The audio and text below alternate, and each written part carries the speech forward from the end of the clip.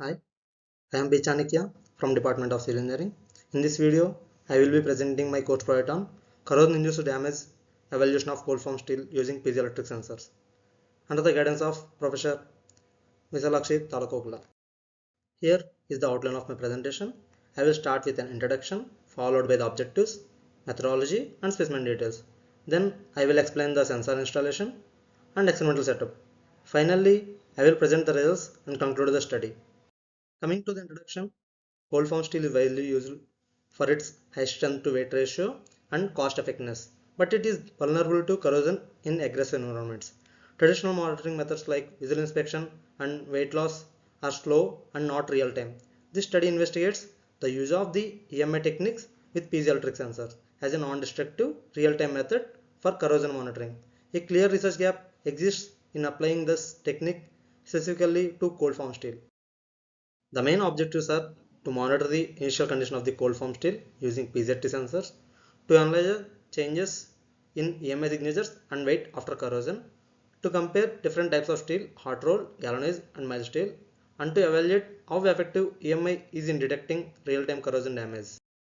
The methodology included preparing different steel specimens and bonding PZT sensors, record baseline EMI signatures using LCR meter, accelerating corrosion using a 3.5 NaCl solution and a 5 volt DC supply, periodically recording mass loss and EMI data, calculating RMSD values from EMI data and comparing the performance of different specimens. Here are the specimen details. We tested hot roll steel and 3 different types of cold form steel with different thickness and materials. All specimens were the same length but varied in flange thickness and lip presence.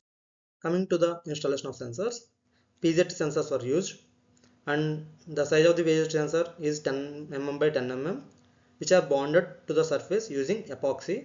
Proper surface preparation was done to ensure strong bonding for accurate EMI readings. The LCR meter is used to record the conductance and susceptance signatures of the specimen.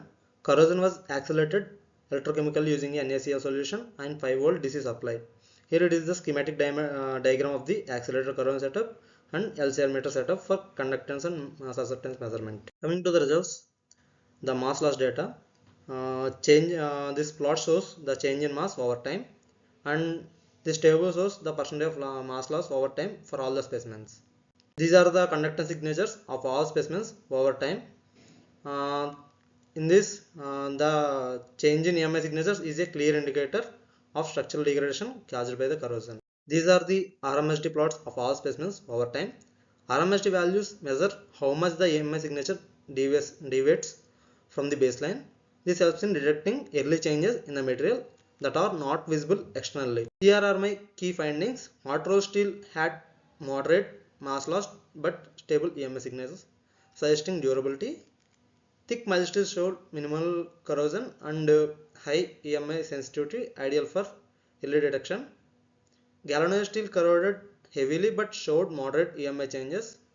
Thin mild steel had similar corrosion to GA but slightly better EMI sensitivity. This study shows that the EMI technique is effective for real-time corrosion monitoring. RMSD values are especially useful in detecting early signs of damage. Overall, this method offers a reliable, non-destructive approach for monitoring steel structures in corrosion environments. Finally, thank you for your attention.